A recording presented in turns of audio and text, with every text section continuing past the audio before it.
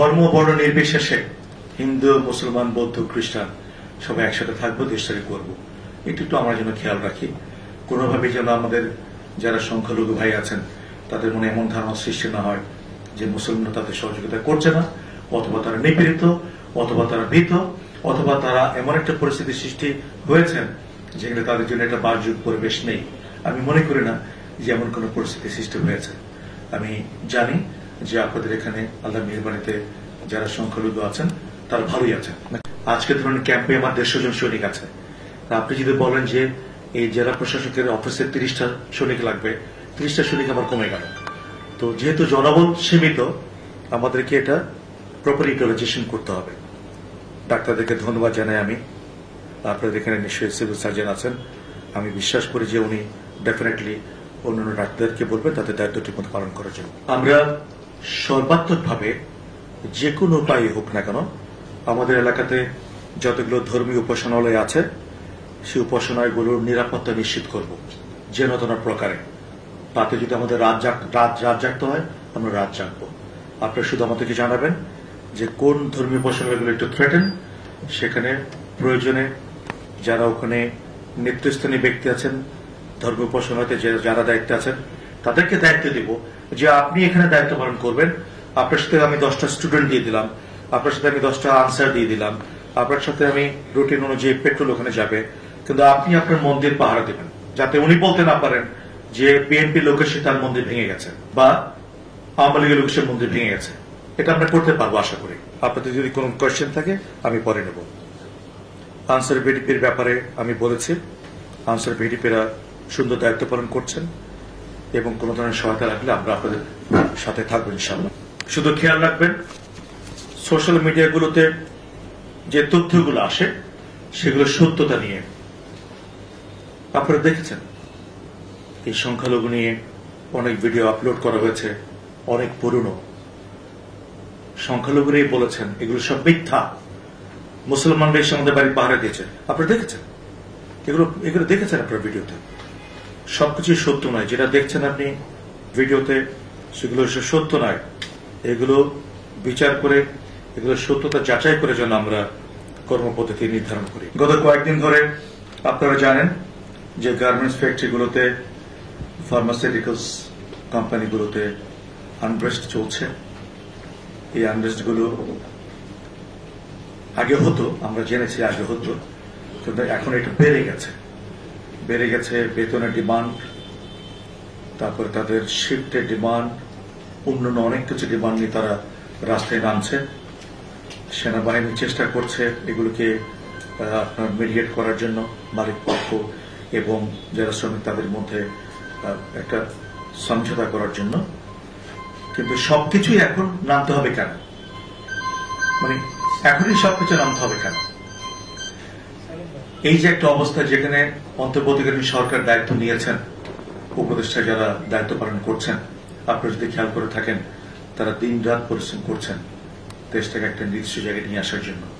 এই মুহূর্তে যদি আমরা সবাই একেবারে ঝাঁপিয়ে পড়ি সব ডিমান্ড নিয়ে, ওনারা কোথায় যাবেন? মন্ত্রী পরিষদে অনেক মন্ত্রীরা ছিলেন, তাদের দপ্তর ভাগ করা ছিল। এখন একজন উপদেষ্টা বেশ কতগুলো দপ্তর দেখছেন এবং তাদের জন্য এই চাপটা অত্যন্ত বেশি। এর মধ্যে অনেকে আছেন যারা এগুলোর সাথে আগে সম্পৃক্ত ছিলেন না, তাদের অভিজ্ঞতা দিয়ে, তাদের মেধা দিয়ে, তাদের উইজডম দিয়ে তারা চেষ্টা। বরিশালে আমি দেখেছি অবসারন কোম্পানি রাস্তায় নেমে যাচ্ছে, ওই কোম্পানি রাস্তায় নেমে যাচ্ছে। আমি অনুরোধ করেছি যে আপনারা যত চাহিদা আছে সেগুলো আমাদেরকে বলেন, আমরা মালিক পক্ষকে ডাকবো, আপনাদের সাথে আমরা বসিয়ে দেব, তখন আপনাদের দাবিদাগুলো উপস্থাপন করেন। যৌক্তিক দাবিদা হলে আমরাই তাদেরকে চাপ দিয়ে এটা সমাধানের চেষ্টা করব। কিন্তু আপনারা দয়া করে রাস্তাঘাট বন্ধ করবেন না। আজকে যদি এই রাস্তাটা বন্ধ হয়ে যায়, এখান থেকে চিংড়ি মাছ ঢাকায় যাবে না, এখান থেকে সবজি ঢাকায় যাবে না। এই আলটিমেটলি চাপটা আমাদের জনগণের উপরেই যাবে, জনগণই ক্ষতিগ্রস্ত হবে। সুতরাং দাবি দাওয়াগুলো আপনারা আপনাদের এলাকার মধ্যে সীমাবদ্ধ রাখেন।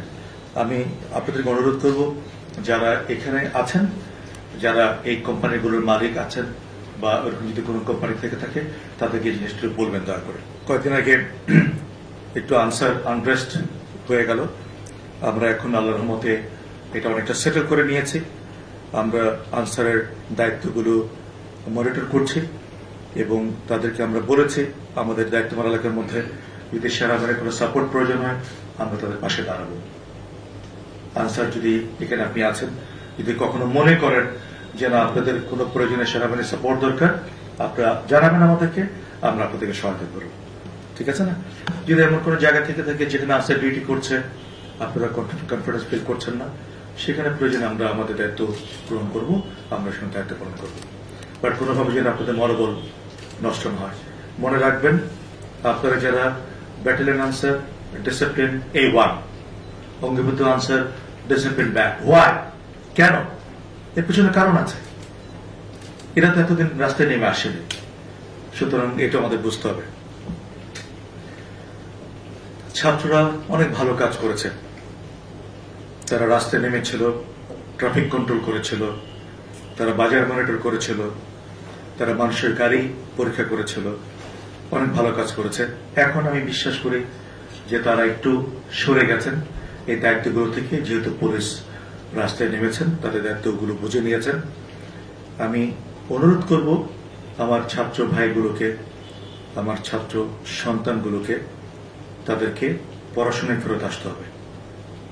একটা জাতির উন্নয়নের মূল কাঠি হচ্ছে এডুকেশন।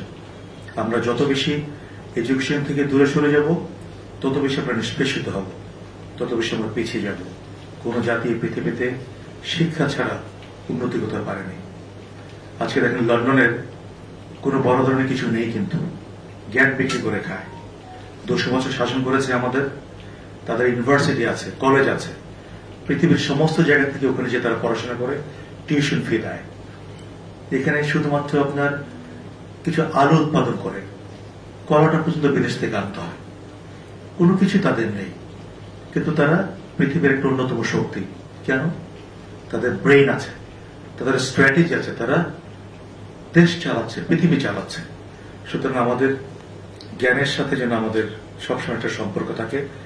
ছাত্র ভাই যারা এখানে আছেন, যারা প্রতিনিধি করছেন, দয়া করে বাচ্চাদেরকে বোঝাতে হবে যে ক্লাস 10-এ পড়ো তুমি, তোমার ভবিষ্যৎ অনেক, তোমাকে দূরে যেতে হবে। এখন রাস্তায় গাড়ি কন্ট্রোল করার দায়িত্ব তোমার নয়, বাজার মনিটর করার দায়িত্ব তোমার নয়, কাউকে ধরে পিটানো তোমার দায়িত্ব নয়। কাউকে যদি মনে হয় যে সে অযৌক্তিক কাজ করছে, অন্যায় কিছু করছে, পুলিশের কাছে হস্তান্তর করা, অথবা আইন শৃঙ্খলা রক্ষাকারী বাহিনীর কাছে হস্তান্তর করা, অথবা আমাদের কাছে হস্তান্তর করা, আমরা তার দায়িত্ব নিব। কিন্তু আমার ছাত্র যেন কাউকে রাস্তায় পিটিয়ে সমান না করে ফেলে, আমার ছাত্র যেন কারো গাড়ি ভাঙচুর না করে, তাহলে একটা রং মেসেজ যাবে। এই বাচ্চাগুলো খুবই ইয়াং, কচি মন, ওদের এখন সে বুদ্ধি হয়নি, ভালো মন্দ জাজ করার ক্ষমতা ওদের হয়নি। ওদের যেন কেউ মিসগাইড না করে, ওদের যেন কেউ উস্কে না দেয়। এটা আপনাদের দায়িত্ব, এটা আপনারা তাদেরকে বোঝাবেন। আপনাদের কোনো কিছু প্রয়োজন হলে আমাদের ক্যাম্প কমান্ডার আছে, তাদের সাথে শেয়ার করবেন। আপনাদের জন্য আমাদের ক্যাম্পের দরজা সবসময় খোলা। আপনারা আসবেন, আলোচনা করবেন। আপনাদের যতগুলো ভালো সাজেশন আছে আমরা নেব, সেইগুলোকে আমরা বিচার করে